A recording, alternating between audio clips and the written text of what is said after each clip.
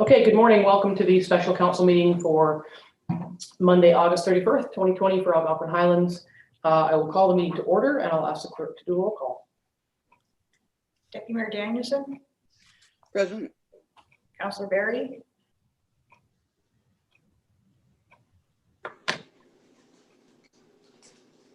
Councillor Barry, are you present?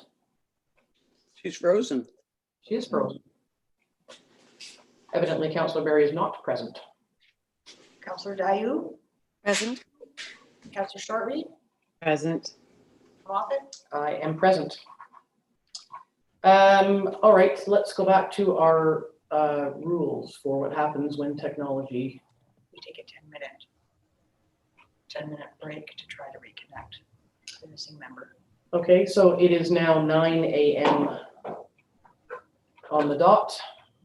So we will just allow for 10 minutes for Councillor Barry to reconnect and confirm her attendance.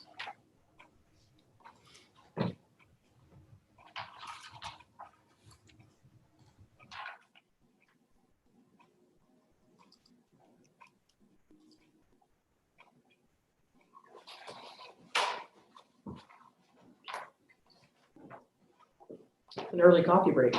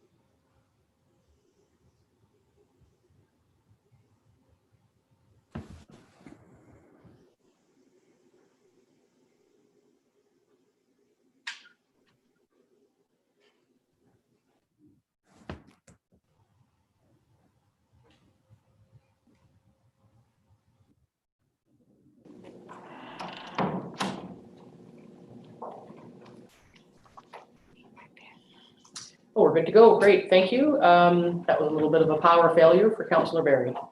Madam Clerk, would you like to start again for roll call? I believe we're all here. Deputy Mayor Danielson. Deputy Mayor Danielson, you're on mute. Present. Councillor Barry. Here. Councillor Dayu. Here. Councillor Shortreed. Here. Mayor Moffat. Here. Thank you very much. Are there any declarations of pecuniary interest today? Councillor Dayu? Thank you, Madam Mayor. As the owner of a tourist accommodation business, it may be perceived that I could be biased against the establishment of further tourism accommodation. For that reason, I'd like to recuse myself from the conversation. Great, thank you very much. So Councillor Dayu will leave the meeting. Excuse me. She'll come back in for the confirmatory bylaw and adjournment. So it's just a bit of a short council today. Our only item today is the next steps for short-term rentals, which is part of the zoning bylaw review. We do have a staff report, and it's been provided by Greg Corbett from Planscape. However, Greg couldn't join us today for personal reasons, so our own planner, Sean O'Callaghan, is going to come in and join us. So we'll bring Sean in.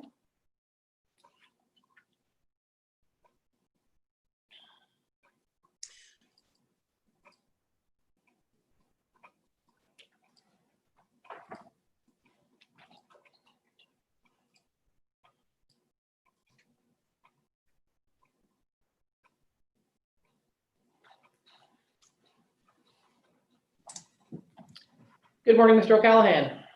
Good morning. You're going to take us through Greg's report. I'd appreciate that while you're knowledgeable yourself, you didn't write it. So we may have some questions that that you might not be able to answer, but I don't think we're in any rush to see this issue become anything concrete. So we'll take our time. So if you want to take us through the report, that would be great. Certainly. Yes, so this staff report is a follow-up from the original report in January of this year. We're bringing forward some additional information with respect to short-term rentals. And in keeping with the suggested next steps within that report, the township has established a portal on its website with respect to the review of short-term rentals. Within that portal, the township has requested comments from the public and has asked for such comments by today, being August 31st. We have received quite a few. There were some that were uploaded to Civic Web for council to review, and there will be some more following today's deadline that I'll be uploading. Staff had provided a preliminary overview of the number of location of STRs in the township at that July 10th meeting. At that meeting, the report advised there was approximately 100 short-term rental units within Algonquin Highlands. After further review, the District of Muskoka has updated their second home study in 2017, and one of the questions asked was, do you ever rent out your second home? And this study found that approximately 7.3% of second homeowners do rent out their second home. So with approximately 3,450 dwellings within the Township of Algonquin Highlands, using that 7.3%, it could be, this would equate to approximately 250 short-term rentals within Algonquin Highlands. Staff have also had the opportunity to discuss the issue of short-term rentals with a firm that does specialize in short-term rental compliance.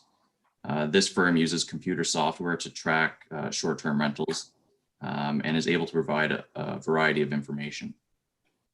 As a courtesy, they did provide some preliminary information on short-term rentals within the township, and that would include the following. There's approximately 216 active short-term rental listings within the township. 5 listings were added within the past 30 days. 93% of the listings were for an entire home and 7% for a room. 13.6% were 1 bedroom, 19.4% 2 bedroom, 32% 3 bedroom, and 24.8% for a 4 bedroom. An average nightly rate of $316 was noted. 89.4% of operators had 1 property, and the vast majority of short-term rentals were listed on Airbnb. Some other lessons from other municipalities is as the issue of short-term rental is still relatively new, and most municipalities only have recently, if at all, established a framework for addressing short-term rentals. There is very little experience to be shared as to how they are working. The town of the Blue Mountains was the first municipality to tackle the issue and are often requested to speak of their experience at workshops on short-term rentals. They have provided a presentation in which they set out the following lessons learned from their experience. Significant municipal investment was required as part of a short-term accommodation program. Development and land use planning instruments, licensing and staffing bylaw enforcement. Additional demands on the building department and fire department with initial inspections and investigations. There was also significant operator investment required in order to bring these short-term accommodation units into code compliance. Legal non-conforming uses were difficult to assess and to monitor. Major dividing issue in the community, those in support and not in support of short-term rentals. Regular updates to short-term accommodation bylaws required in order to keep pace with changing tourist accommodation demands and technologies. Now, as set out in the first staff report in July of this year, there are generally 4 options for council to consider with respect to short-term rentals. The first being the status quo, options 2 and 3 addressing short-term rentals in the zoning bylaw, and the 4th option, licensing, which council wanted to see some more information on. This option would allow for the most comprehensive regulatory framework and can be tailored to the wishes of council as to the extent and requirements contained within that licensing bylaw. Potential provisions that could be included in a licensing bylaw would include proof of property ownership, requiring a survey or site plan for the property showing location of buildings, driveways, parking areas, docks, and septic system. Requiring a floor plan identifying use and dimensions of each room, location of fire protection equipment, access points, a property maintenance plan. Now this would tie in with the implementation of a township property standards bylaw. So that would be an additional step for that one. The licensing bylaw could also limit the number of occupants that would be permitted based on the number of bedrooms and size of the building.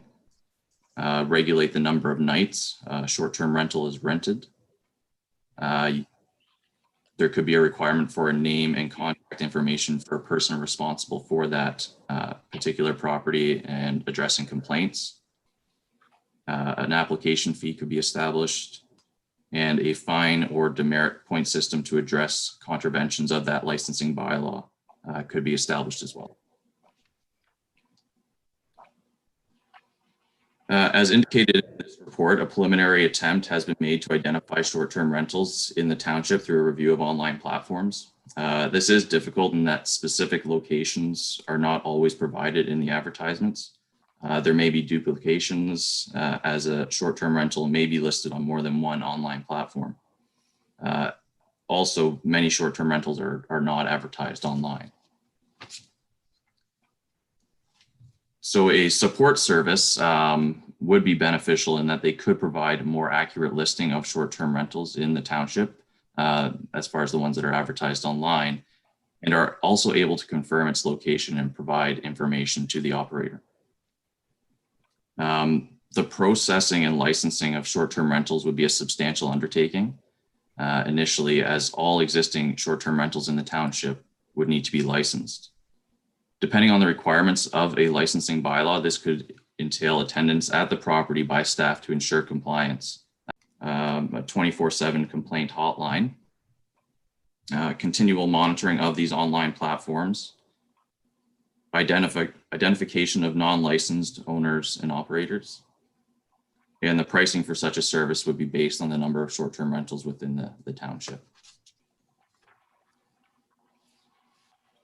Now, I also wanted to highlight some potential financial impacts should we proceed with a licensing system. Costs associated with obtaining a support service have not been budgeted for in 2020. Now, should council wish to proceed with a licensing program for short-term rentals, there will be some substantial costs, not only with the initial setup, but with the ongoing administration of such a program. In staff's initial review, a licensing program would create a minimum of 2 new full-time positions, plus necessary office space, along with the requirements of an additional 1 to possibly 2 township vehicles. Substantial legal costs can also be expected to support the initial establishment, as well as the ongoing enforcement of a licensing program. Okay, well, thank you for that, Sean. And part of me thinks, well, we've got ourselves in a pickle now. You know, I think this is definitely a meaty conversation, and I think there's no problem with addressing it slowly. I do have to say that compared to the number of complaints or concerns I hear on a regular basis, I'm disappointed that there were, with the number of submissions, there was a lot of excitement about it. I did ask CHA if they would send out the invitation to comment to all the Algonquin Highlands Lake Associations, and that was done. So we've had quite a good reach. I also know from a number of conversations just this weekend, there's half a dozen or so people who told me they were going to make submissions because they had something to say about this. A couple were, positive and some were negative, and they haven't turned up. So maybe we'll see them today. I don't know. And I still have heard from just a couple of people who had no idea we were doing this, and it was too late. They didn't have time and they were busy, and which always amazes me because it's out there for people to participate. So I just want to have a general idea of what council members thought of the submissions. Are there, things that you learned, any takeaways, any ideas? I don't know that we're in any way ready to do anything today. I feel this is just sort of the next step. I do think that the Lake of Bays example is, I think they've done a really good job with how they've approached it. And I'm wondering if council would be interested in approaching it a little bit like that. Maybe we have subscribed to Bang the Table, which is the consultation program, and we could take what we've learned from the current submissions and continue to consult through Bang the Table over the winter and take it slowly is kind of what I was wondering, but looking to council for their thoughts on what they read, what they've talked to people about, what they've heard, and in connection with the report as well. Deputy Mayor Danielson. I do think that we probably need to extend the period within which we get comments and concerns, whether it's through Bang the Table or we continue or extend the date that we've got for submissions. I did find the information in Muskoka interesting. I thought it was a good process. I quite liked it. I am seeing generally that there are more concerns coming in, and it seems like there's a general feeling that we should be doing something. Exactly what that is yet, I'm not sure. It's pretty daunting when you see that you need two more people and vehicles, and you start looking at the cost, and there's got to be a way to balance that off with, some kind of taxation, whether it be property taxes or tourism tax or something that we've got to, sort through what's the best way of trying to at least recover some costs. I really do believe that we've got to do something. I like some of the ideas that we've seen submitted in the submissions that we've got about the things that we need to consider when we are licensing them. I did like the idea of an online licensing system. I'm not sure that would always work on its own, but it seemed like, I guess I'm going from the information that you submitted to us, what Toronto's doing. I know we're a lot different than Toronto, but when you look at the number of households and the percentages of houses that are being rented out, I think Algonquin Highlands is a place that is going to have more short-term rentals than some other communities because of the nature of our community.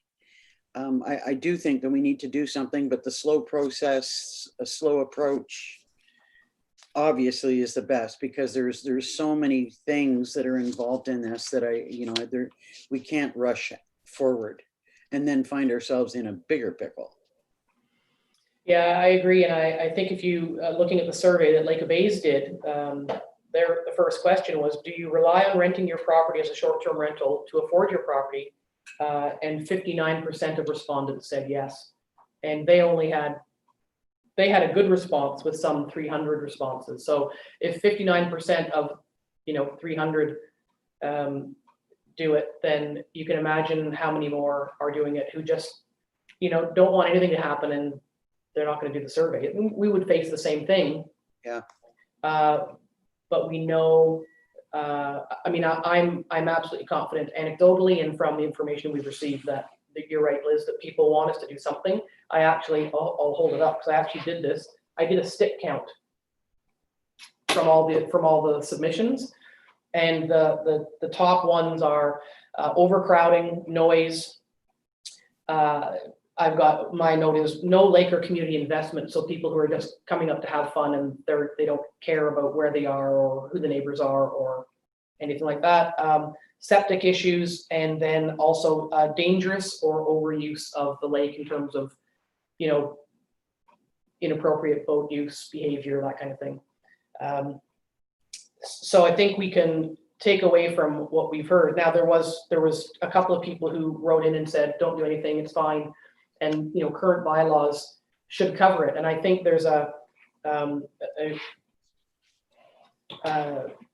a lot of people don't understand what the limits of our jurisdiction are with bylaw. And in terms of some of the comments that are in the report, is the 24/7 complaint hotline that struck my interest, because that's what people want. Is they don't want to complain about bad behavior at a rental place in a letter.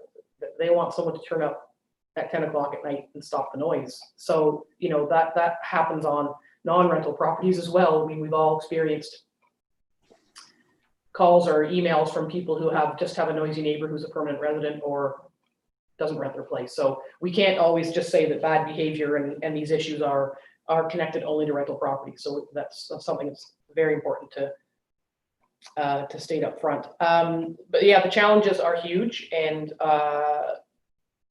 would continue to look to council, other members of council, for their thoughts on what they read, what they learned, what they think, what they see. Councillor Berry. Hi, I was pleasantly surprised and happy to see the amount of input that the public did do. I would like to see that continue. I think that, like you started to see a trend by the time you wade your way through.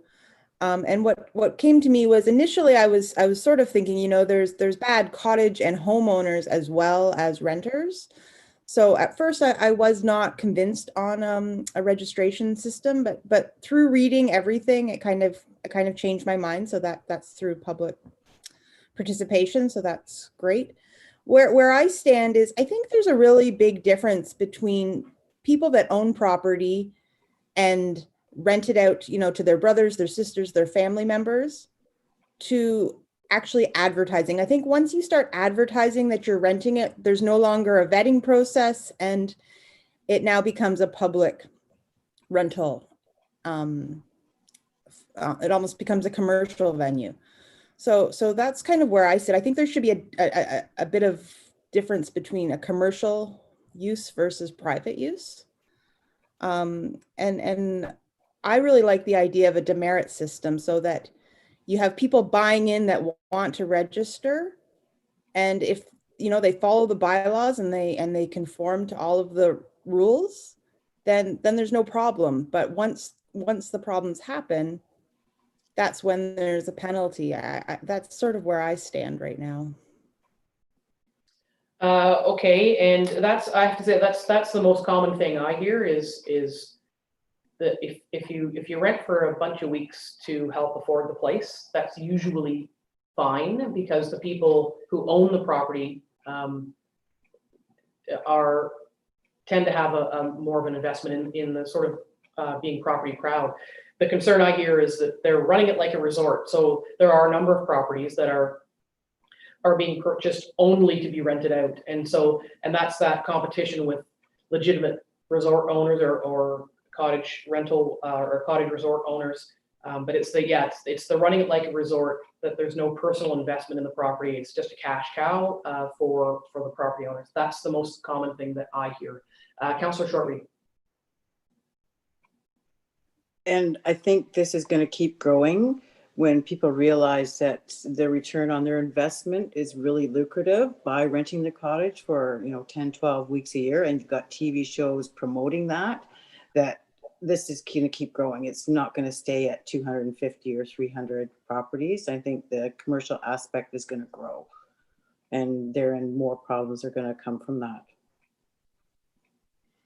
Yeah, I think so. I'm hearing the same thing right across the board here. And so I'm also hearing from council that you'd like to modify or up the stakes in consultation. So two choices: either leave the narrative option open as it is now, where someone actually has to type their comments, or we can do what others have done quite successfully, and there's a bunch of examples out there, is go to a survey. So we could aggregate the answers, the responses that we had from this public consultation, formulate questions from it, and then put it back out to further refine what it is people are looking for. I mean, ultimately, there will be people who will never respond and never participate, which is unfortunate, but we can hope for enough that it helps further refine the process.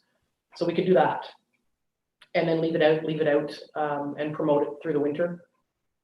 We could add a short-term rental section to the website in when the time is right, not unlike Lake Bay's has done, and they've done the guidelines that help people understand, you know, what best practices are. There's a number of things we can do as a next step that we can sort of ease in, because we know that there's costs attached and we don't have the money for the costs at the moment.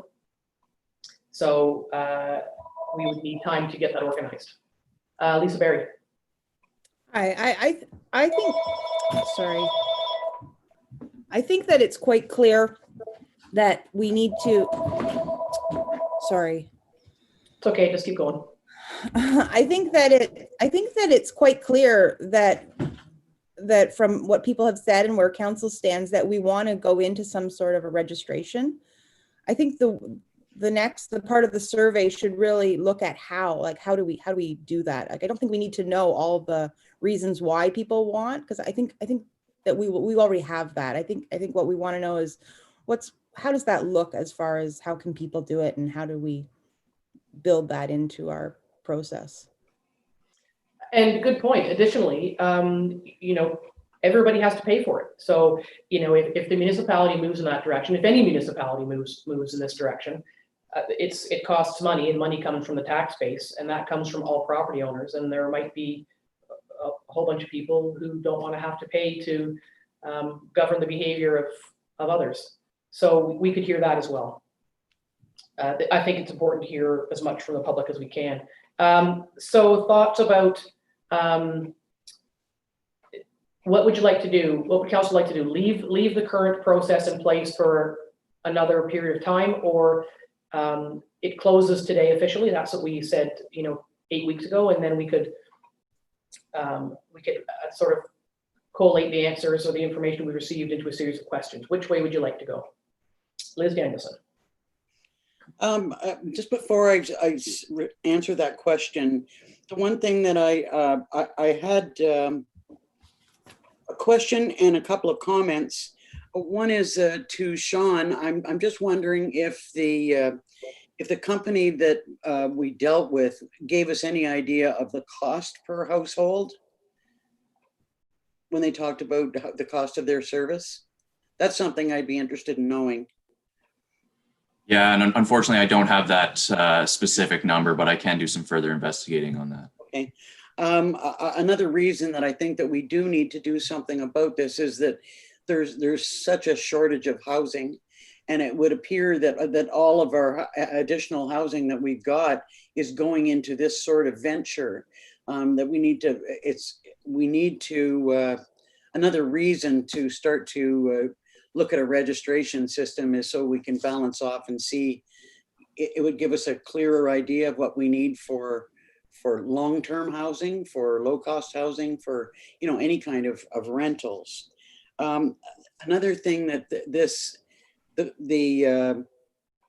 I think that's become obvious from this is there's a real overlap in our bylaws. Like, we can develop something for short-term rentals, but there's a real overlap in the whole, you know, noise and garbage and septic and with other bylaws, that it's becoming more and more obvious for a variety of reasons that we're going to have to consider, you know, going forward, the cost of more bylaw enforcement, not just for this, but for a number of reasons. And, you know, I think that's becoming clearer and clearer, unfortunately, because I know it's a big cost. I'd really like us to take the letters of that, or the submissions that we've received so far, and develop like a questionnaire.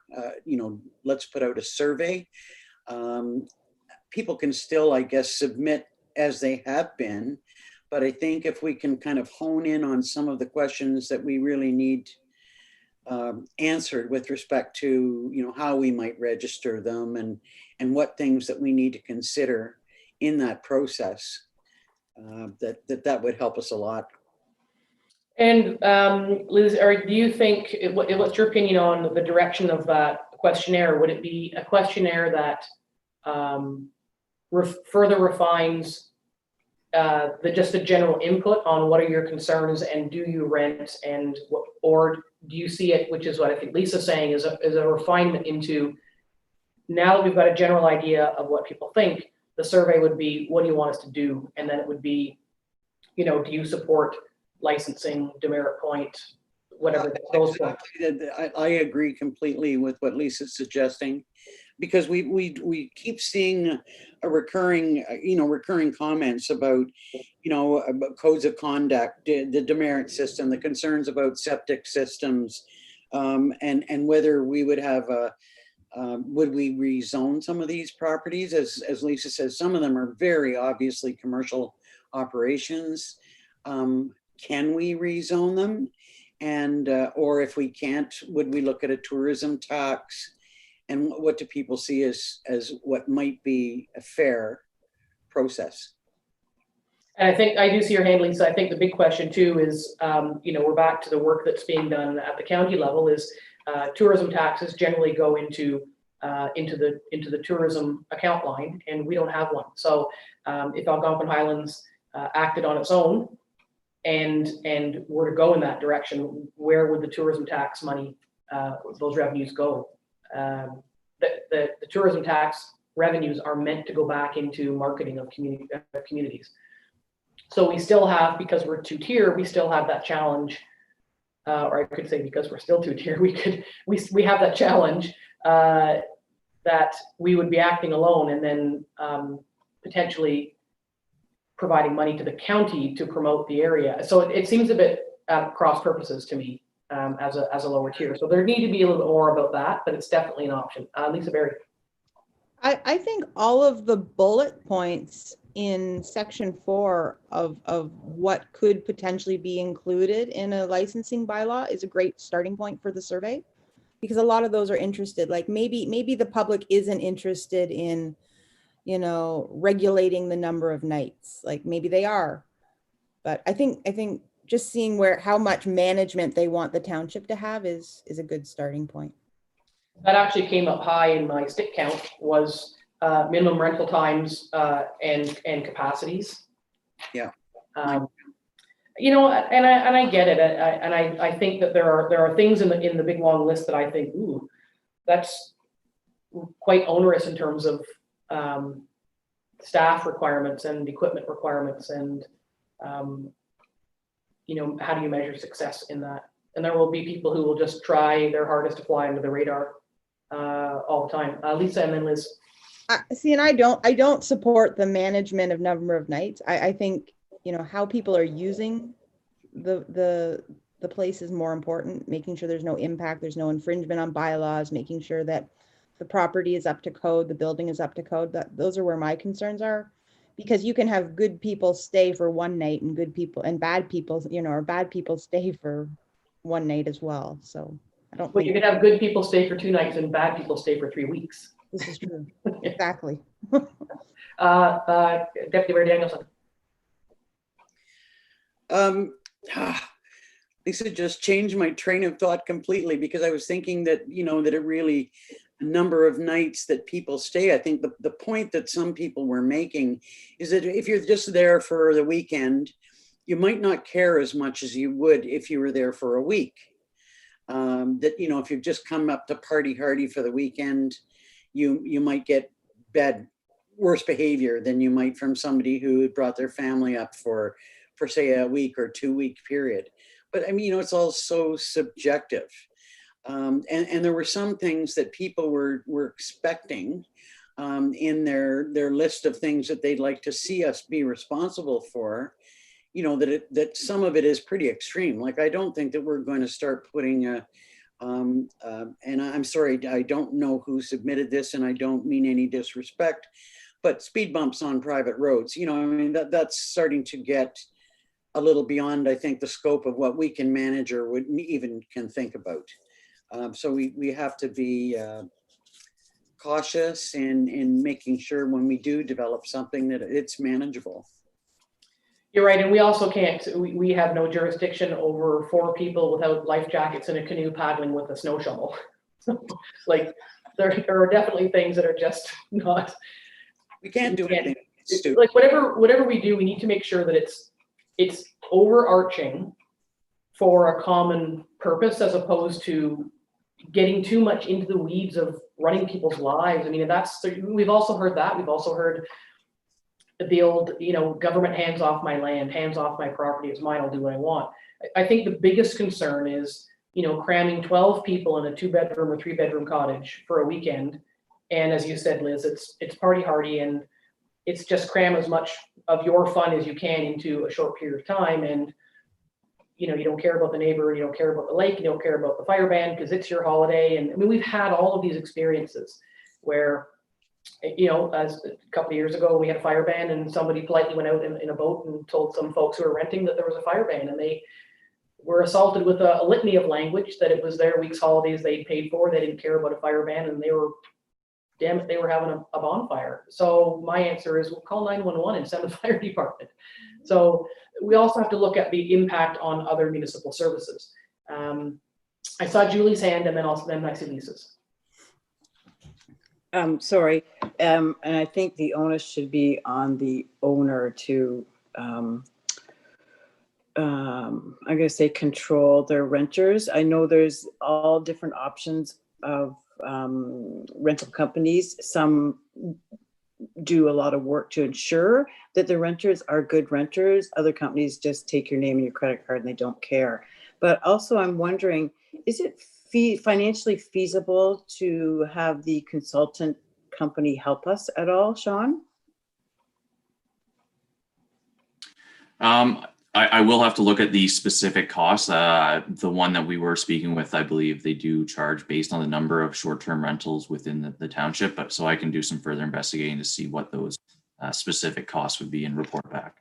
It'd just be interesting to see if they can help us with our survey questions, so on and so forth. Yeah, they might be able to. They're also, because other municipalities are ahead in this discussion, that other surveys have been done, and some of them that I've seen have been quite good. Some have been, I'm not sure that, in my opinion, that the right questions were asked, but there's a combination of resources to get the questions right, I think. Lisa Berry.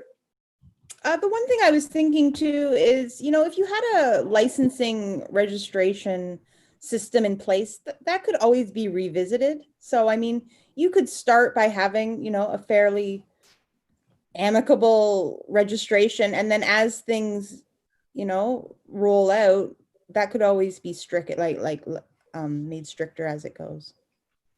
Yeah, not a bad point. And I think for us to think that we would, as of 2021, suddenly be licensing and organizing and monitoring short-term rentals in the township, we would be foolish to think that could happen. It's just too big a bite all at once. So I think that if whatever council lands on, whatever council decides ultimately that it wants to do, it will have to be in bite-sized chunks, exactly as you say, moving forward. I think it would be very difficult to leap right in and hire a bunch of people. And like we know how hard we work on our budgets now. We've gone through an org review to create some preparation for the future of the municipality, and we're partway through addressing a number of issues there. So we have lots to consider for the money that we do generate. Liz, go ahead, please. I was just thinking that despite the fact that we've received enough concerns and comments about this issue, and that it does appear obvious that people want us to do something, that there are still a certain number of people that are probably even more adamant that I bought this property and there's no blank way that you're going to, blankety blank tell me what to do with it. And that's, I have heard exactly that. So yeah. With the blanks filled in. And those people are adamant, and in a way they're not wrong either. And I think that's why we need to be careful that whatever council ultimately lands on, that it's reasonable, it's trackable, it's something that we can actually manage, and built in a way that we can, as Lisa had mentioned, built in a way that we could expand it or add to it as it moves along, I think. Lisa, go ahead, please. in opposition of what Liz is saying, I've heard the same, that people just don't want them. People just don't want short-term rentals. They don't want anything at all. So that has to be considered too, especially you don't want one as your neighbor. Yes, but you may not want short-term rentals, but what happens when Uncle Frank and the kids come up and it's not Uncle Frank? Mhm. And I've had 2 emails this summer from people who, and I'm surprised they didn't actually submit any comments, but saying that the neighbor rents and denies they rent and must have a family of 400 for the number of people who are there. Everybody's an Uncle Frank and Cousin Phil. So, people are people, and there's an awful lot of people who are going to say there's better things to spend your time on than this, and stop trying to micromanage people's lives. But ultimately, I think we all see from the comments, certainly, and from things we've heard and know the work we've done on the environment and lake health and shorelines and all of those things, we need to make sure that how people are coming into the community and using the community is in alignment with our goals as a municipality so that our municipality is sustainable in the future. Liz, go ahead, please. I think that I know that there are people who just say don't do anything at all. But we now have sufficient number of rentals, and those numbers are increasing fairly dramatically as time goes by. And I agree with Julie that this is just going to get worse or more, not worse necessarily. That we can't go back. We can't say no short-term rentals because they're there, and whether we allow them or not, they're going to be there. And 2 other points: we have to realize that it is part of our economy. It does bring people here to spend money and enjoy the Highlands. So, we really do need to think about that as well. And we have to think about the inequality of to the lodges. When you see businesses, we've got some lovely remaining lodges that have good businesses. They rent out to people, they pay taxes, they buy insurance. And this is in total competition with them, and there's people that aren't doing anything to follow the rules as far as having liability insurance or paying any kind of permit fees or licensing, or there's nothing there. So it's an unfair playing field in that regard. So another reason why we really do need to do something. Yeah, and I think it's important to acknowledge that unfortunately, when a municipality takes action on a thing, it has to capture everybody in the net. And there are people who never rent their properties, and there are awful people who have fires that are too big and they have big loud parties. And so it's not just the renters, but we need to be going back to one of your original points, Liz, is bylaw enforcement. We've been seeing a need going forward recently that more needs to be done there because people are expecting more. There's more people, especially with the pandemic, there's more people staying here. There's a huge uptick in the number of kids registered to go to school here because people have either stayed at the cottage or they've bought. And the community, I keep saying this, the community is changing and we need to be prepared for how that's changing. And unfortunately, in doing so, you catch up the good people in the net who are renting their place wisely, sensibly, responsibly, and caring for, the lakes and the creatures and recycling correctly. So everybody gets not painted with the same brush, but everybody gets caught up in that process. So is that enough? Like we're gonna send it back to. I guess back to Sean, and there'll be some conversations behind the scenes just on how to formulate something. So am I hearing correctly that so we want to use the bang the table process, an online process? I'm seeing nods. That's one. Secondarily, that use the information that we know and have received to craft questions to find out what it is the public would like us to do in terms of the options. And knowing full well that one of them can be, option number 1, status quo, do nothing, government hands off my land, and leave that out. I would say over the winter.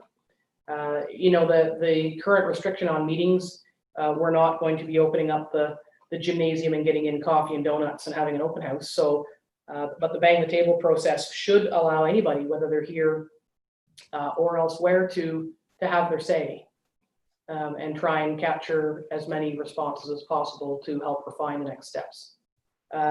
Liz, go ahead, please. Have we seen the surveys? I think there was a survey done Highlands East and maybe Minden. Have we seen those? Maybe the questions asked could help us a little bit. Yeah, that could form part of Sean's research for next steps, is to cast about for the questions that others have asked, and those can come back to us to make sure that they're capturing what we want and not capturing every grain of sand in the beach. Mm-hmm. So these, our next steps are obviously baby steps, and that's certainly fine by me. So I guess we'll leave it with Sean and then ask the CAO what she has to say. I just have a question on the process. So Sean's got some homework obviously to do and bring back to council. Do we want to, Madam Mayor, how would you like to see the questions come back? Do we want to put formulate some questions and bring them back to council, or how do you see that? What would council like to do? I think I'm getting the impression that council would like to see the questions. Would that be correct? I'm looking for nodding heads, and I'm seeing nodding heads. Get your light back on there. And see, this fancy technology, right? So save energy by having the lights go off when you don't move, and then the lights go off in the middle of a meeting and you're in darkness. That's right. Yeah, so we can do that. And if it comes back, I mean, I don't know what time it will take. It's not like Sean's sitting around waiting for an assignment. He's the planner and he's got lots of work. So we would just have to leave that with him and with you to craft a series of questions based on what others have done and what's been talked about here today. And we need to find out, what's the outcome of the questions. As Lisa said, I think we've heard what the concerns are. Now we need to address the concerns in a go forward series of questions. Okay, we've heard your concerns. Don't tell us about barking dogs anymore. What would you like us to do about them? And some of the questions may not result in a short-term rental solution, but as was also mentioned, is it might be, I think Liz, you said this, it might be just addressing other areas of bylaw enforcement to be in alignment with what may come from that. So this is, it is definitely multi-layered. Yep. And thus it's not going to happen overnight. That's for sure. Okay, so is there anything else that anybody wants to say? Do Sean and Angie feel that they have enough moving forward for next steps?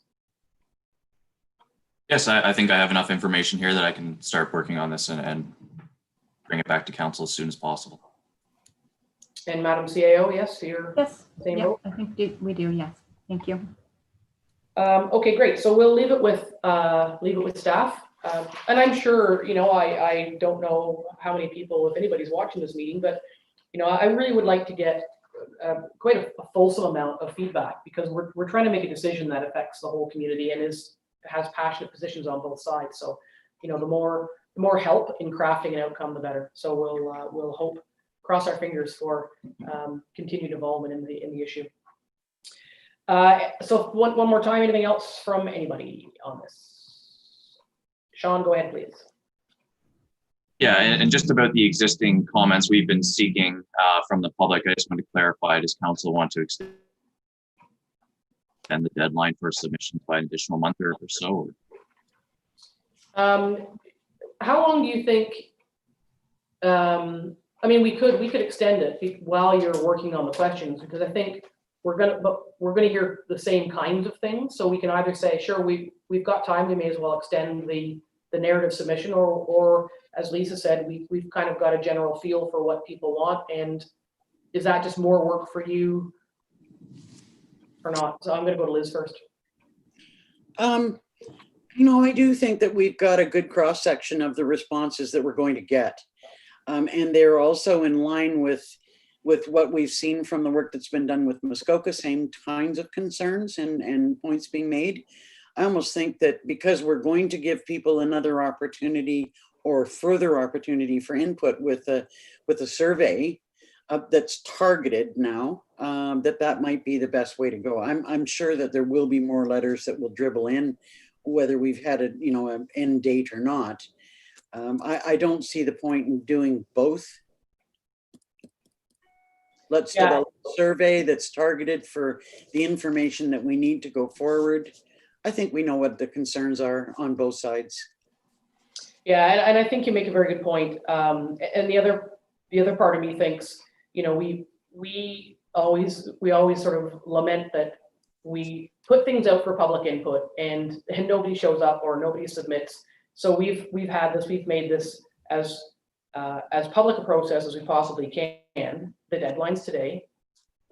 And now we move on. So part of me thinks that if we don't stick to our deadlines, in keeping with what you're saying, Liz, that it doesn't get folks to participate within those timelines. If we keep extending them, then there's no need to pay attention to them because they'll extend it. So I think I would agree with you. Thoughts from Julie or Lisa on that? About the comments are closed today, and we'll just let Sean's efforts be toward crafting the next steps as opposed to continuing to monitor one while doing the other. Okay, that's that. So there's your answer, Sean. The submissions, narrative submissions end today as noted, you know, in July. Lisa? Okay. Just one further thought is, as Airbnb, not to sort of narrow them out, but they are one of the major rental units. I mean, we also have local ones, but I do wonder, is there any weight that they have as far as complaints go? They say they do. The process is contained in their platform.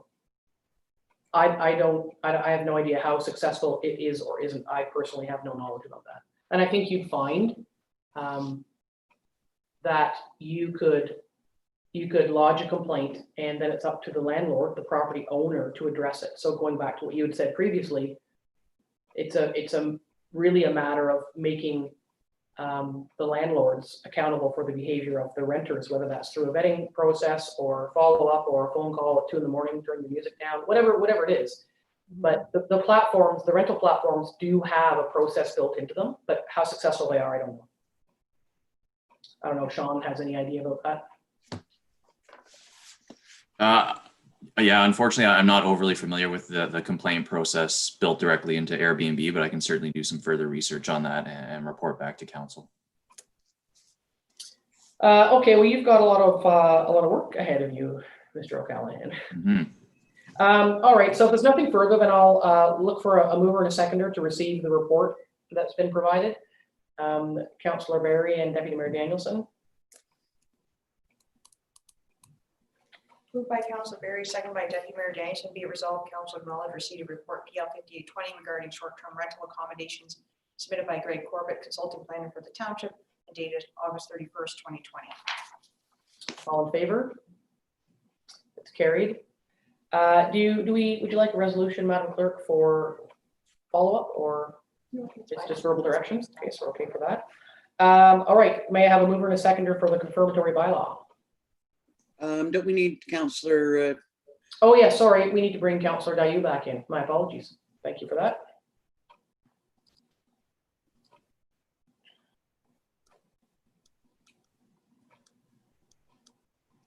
There she is. Welcome back. I'm looking for a mover and a seconder for the confirmatory bylaw. Lisa Berry, Julie Shortreed.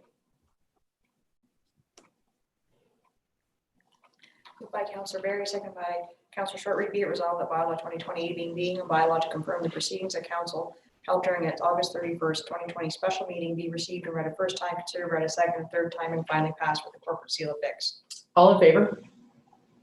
That's carried. And may I have a mover and a seconder for the adjournment? Deputy Mayor Danielson and Councillor Dayu.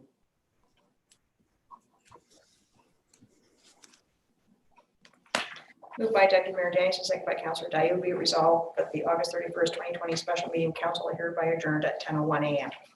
All in favor? That's carried. Okay, thank you, everybody. Thanks, Sean, and good luck. Yes, thank you.